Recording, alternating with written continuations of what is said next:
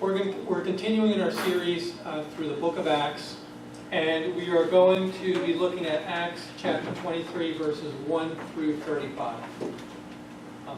And as we've been continuing this journey, and especially as of late, we've been looking at Paul's fulfillment of his calling that God has had on his life.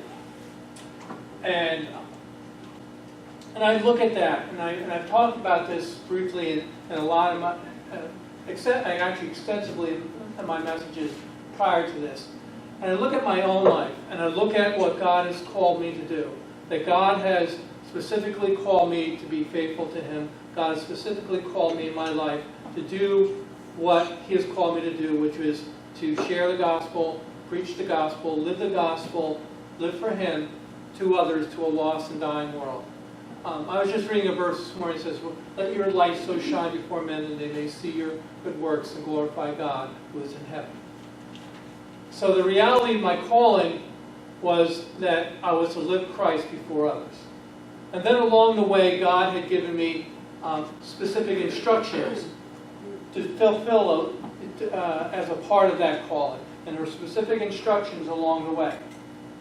And as a part of that, as always, along the way, God had always encouraged me, God had always provided for me, and God had always cared for me and made sure that I was taken care of during those times in whatever He called me to do. No matter what the circumstances, no matter if there was difficulty or if there was good there, God always saw fit to be there with me during those times, no matter what.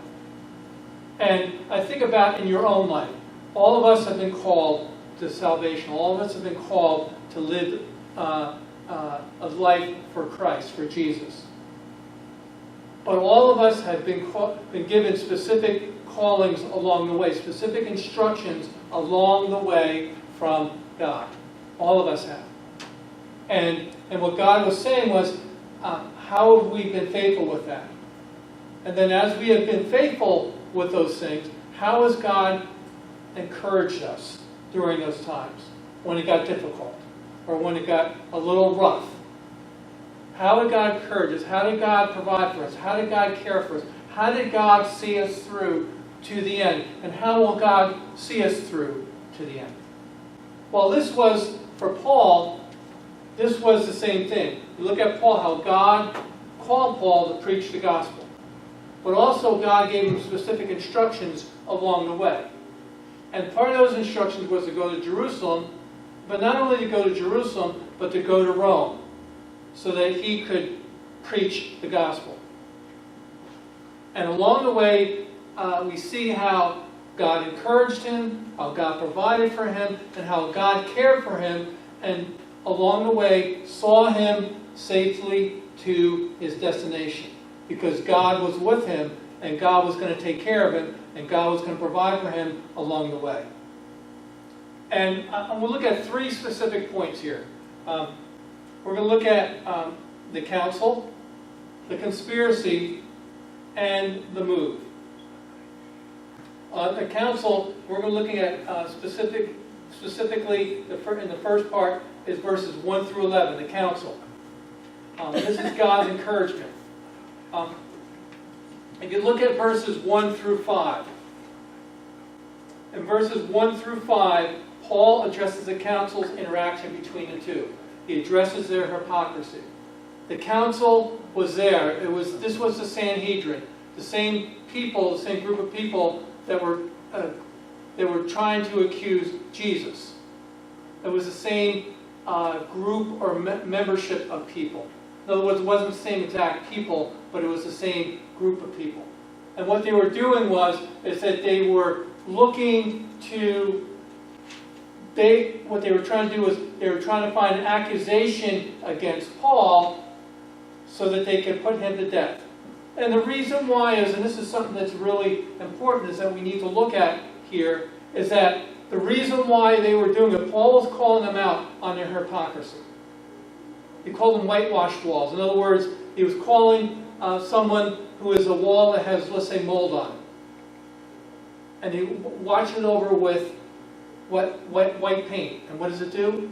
It covers all the mold, it covers all the blemishes, when in reality, it's just covering up what's really there. And that's what they were.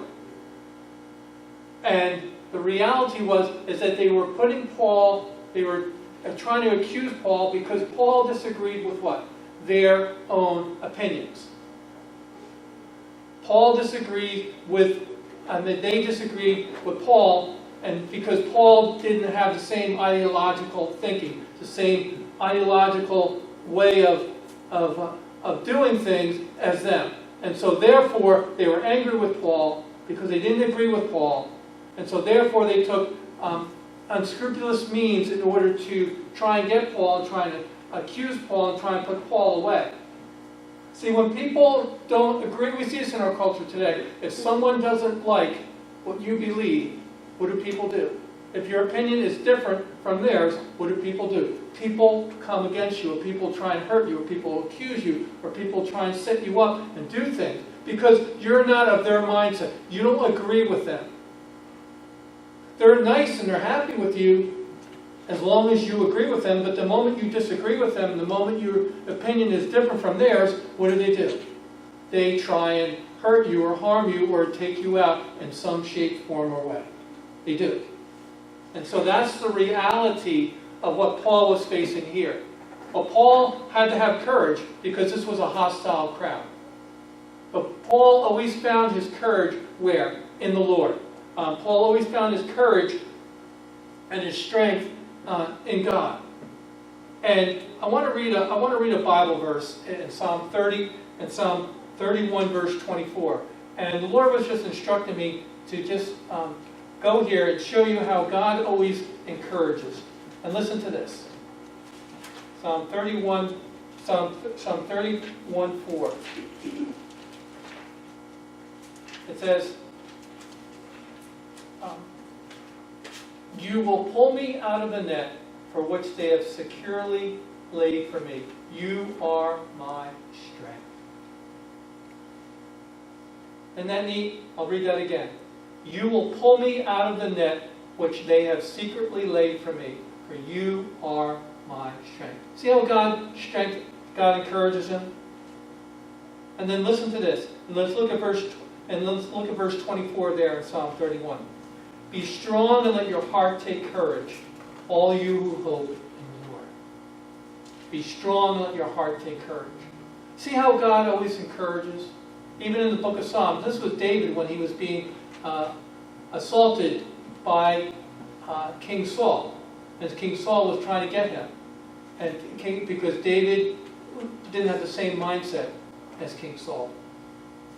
And so God is always one there to encourage, even in the midst of trials. The one who gives courage, even in the midst of persecutions and difficulties and hardships. He's always there. And let's go on here. And this is so critically important right here. But let's see what happens. It says Paul perceives their wisdom, and he says in verse 6, he says, I am a Pharisee and the son of the Pharisee, on trial for the resurrection of the dead. What did Paul just do there? Paul used his wisdom. He used his background. And what did he do as a background? Because the Pharisees believed in the resurrection of the dead, they believed in angels, and they believed in the Spirit. The Sadducees, who were part of this group, didn't believe in angels, they didn't believe in the Spirit, and they didn't believe in the resurrection of the dead. So here they were two groups that really didn't, teaching groups, the Pharisees and the Sadducees, really didn't agree with each other. But they were there together, they were in collusion together in order to try and accuse Paul. But then Paul knows that he observed, it says he observed that the Pharisees were there and the Sadducees were there. And so he observes that, and so he says, I'm a Pharisee, son of a Pharisee, and I'm on trial for the hope of the resurrection of the dead. And then what does that create at that moment? If you look at verses 7 through 10, the first part of 10, it says, the uproar. There's an uproar that starts, and there's a dissension that starts. So what did Paul do? Paul immediately used wisdom to do what? To divide the crowd, to divide them. In other words, they were in collusion together as one to get Paul. But now Paul uses that he's a Pharisee in order to bring division between the two. So that what does it do? It creates an uproar and it creates confusion in the crowd that's trying to accuse Paul. And then, if you look at the second part of verse 10, it says, Paul is delivered. Let's look at the second part of verse 10. And it says, the commander was afraid Paul will be torn to pieces by them and ordered the troops to get down and take him away from them by force and bring him into the barracks. So looking at that, Paul is delivered at that moment. What did God do? God delivered him from this hostile crowd. From this crowd that was trying to accuse Paul, trying to get Paul. But see, God used even a Gentile, a Roman commander, to get Paul delivered. We talked about this a little bit last week. God can use any means that He wants to in order to help bring us to safety. It doesn't matter whether if they know the Lord or not. God can use an unsaved person to bring God's people to safety. God can use an unsaved person or unusual means in order to bring His people to safety. And in this situation, that's what God did. He used the commander in order to save Paul and to keep Paul from, and to protect Paul. But then look at verse 11. It says, God encourages Paul. Again, we're going to look at the whole encouragement. It says, but on the night immediately following, the Lord stood at his side and did what? And said, take courage, for as you have solemnly witnessed for my cause at Jerusalem, so you must witness at Rome also. Remember we had looked back about a month or so ago, maybe more, about how God had commanded Paul to go to Jerusalem, and then He called him also to go to Rome. And so that was God's specific plan. That was God's specific immediate plan for Paul to do what? To go to Jerusalem and to go to Rome. And what's in Rome? Rome is what? The capital and the center of the known world-leading empire at that time. So what was God doing? God was giving Paul an opportunity and a position to be in a place where he could have the gospel and give it to those who were in a place of influence, a place of leadership, a place where the gospel can have its most effect. And so Paul was following through. But what God was saying here was, He was saying, but on the immediate night following, the Lord stood at his side. So here, what did Paul need at that moment? You know, this crowd wants to take your life, and the crowd wants to hurt you. And then what does God do? God is so rich in mercy. God's so rich in His faithfulness and His encouragement. What does He do? He said, He stands by Paul. He said, Paul, listen to this. Take courage, son. Take courage. Take courage. What better words could you hear from God? Take courage. Take courage. For as you have solemnly witnessed for my cause, in other words, as you have been faithful to witness for me up until this point, as you have been faithful at witness to my cause at Jerusalem, so you must witness for me in Rome also. As you have been faithful to witness for me up to this point, so you must be faithful to go to Rome as well. Take courage. It says, he who began a good work in you will be faithful to complete it. I called you to do this, and I'm going to give you what you need in order to complete it. And I think that's the thing that's really important with us, is that we know that God's called us to do something, and we face opposition. We must still remain faithful and know that, okay, God, I don't understand it. I'm facing difficulties. I'm facing hardships. I'm facing folks are coming at me, and I'm not sure what's going on. But God, I know you told me to do this. I know you called me to be faithful. I know you called me to be a Christian and to live for you. And I'm going to do that, God. But know that God will give you courage. But know that also God will take care of you during those times. Know that He will. He will. See, but it's up to us to make that decision in our hearts to do what God's called us to do and do what God's told us to do in spite of opposition, in spite of difficulties, in spite of trials, and follow through and know that God's got our back. And He's right there beside us. He's right there beside us. Knowing that we can't, even though when we're not strong, He is. Even though when we don't have courage, He gives us the courage that we need in order to complete and finish what He has called us to do. But listen to how cool God is. And let's look at our second point, the conspiracy. And this means the provision for safety. Again, God is going to protect His people and protect Paul. It says the plot to kill Paul. Now we see here in verses 12 to 15, there was a plot to kill Paul. There was 40 men who rose up, who made a solemn vow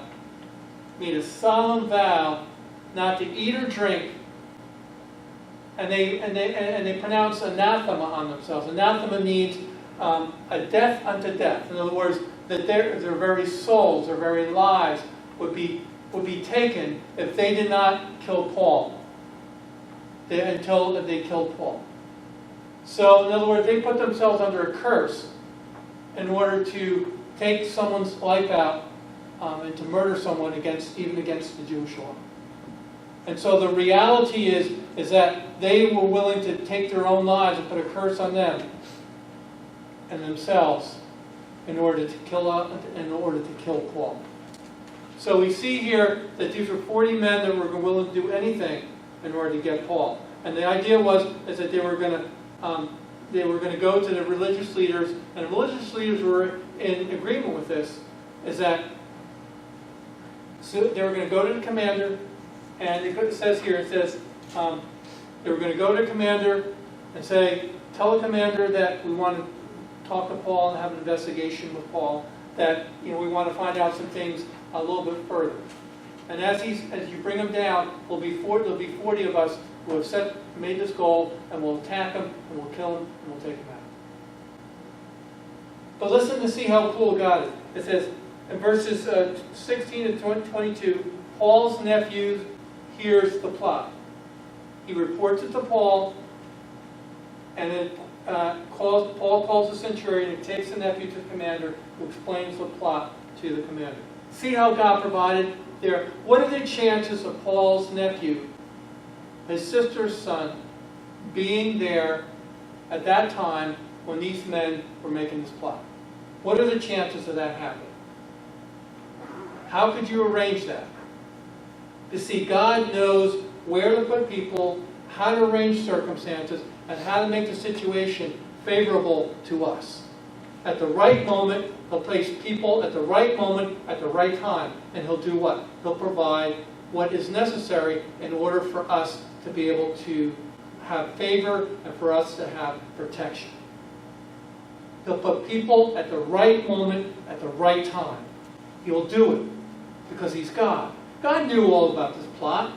God sees everything. He knows everything. He's aware of everything. And so He places a nephew there. And what does the nephew do? He's a faithful young man here. And what does he do? He goes to Paul and says, hey, this is what's going on. This is the plot. And Paul gets a centurion, and he says, go to, have this young man go to the commander. Because the commander has what? He has the authority over 1,000 troops. And so Paul wisely tells him to go to the commander, and the commander's like alarmed because last week we saw that he found out that Paul was a Roman citizen, and if Paul gets killed, he's going to be in big trouble himself. So the commander is going to do everything he wants to do what? In order to protect Paul and to make sure that Paul gets a fair trial. To make sure that Paul gets taken care of and that Paul gets protected. So see how God had provided this young man at the right moment, at the right time. Maybe in our own lives, God will provide the right person at the right time in order to care for us, in order to provide for us, in order to protect us. Every step of the way. He will. If we're obedient to what God's called us to do, and when we face opposition, we face trials, we face difficulty, God will place people right there. He will. He will. Let's go on here. And our last point is that the move. God cared for and followed through with bringing Paul safely through. Now look at, and this is going to be Acts 23, verses 23 through 35.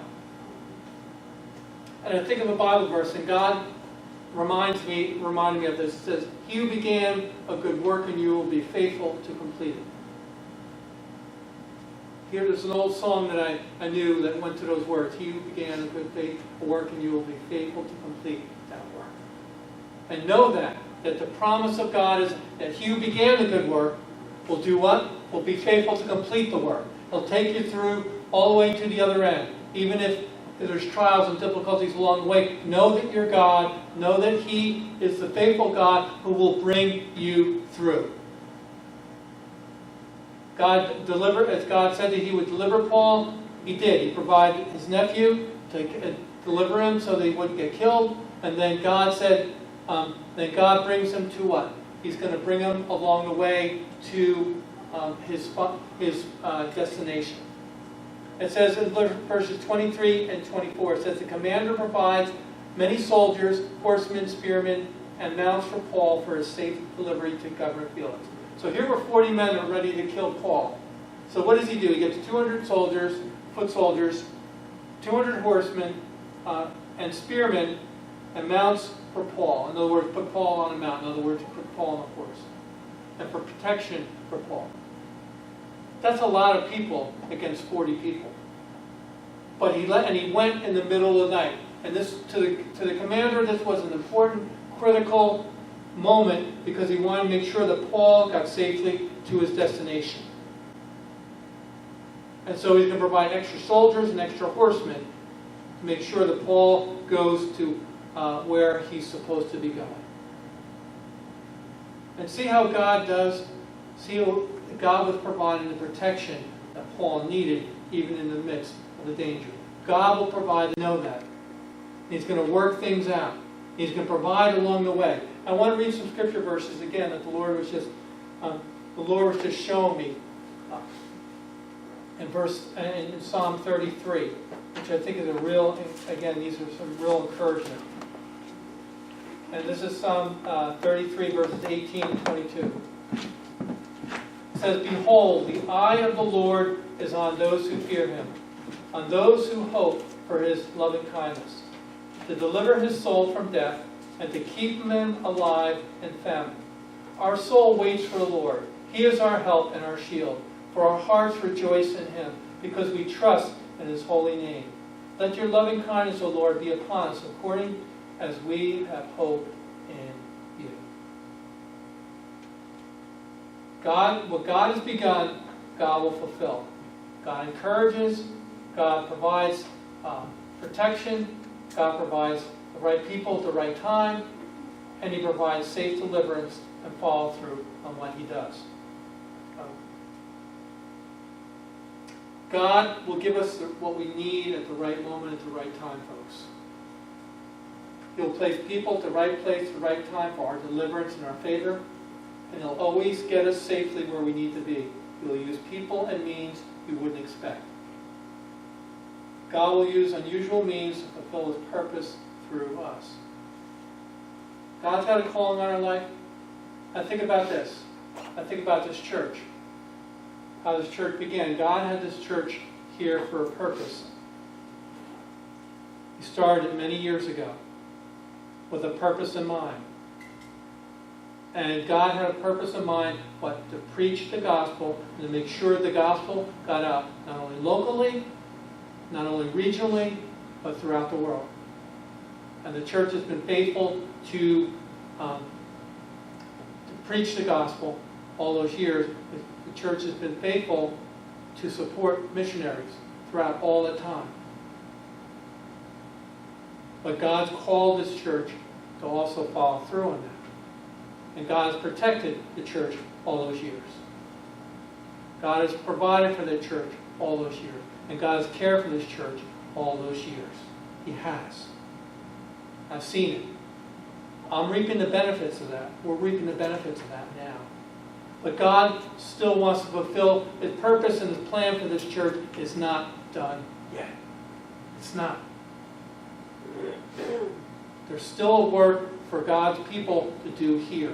And He wants us to follow through and to care and to do what He calls to do. But remember, God will always encourage, God will always provide for and care for, and He'll keep us, and He'll take us through all the way to the end. But we need to trust Him. Not that we're not that we're not going to hit road bumps and difficulties along the way, but God will always be there with us to encourage us and take us all the way through to the end. But He has that purpose and that plan in mind for us, folks. We need to be faithful to the calling that God's called us here. Amen?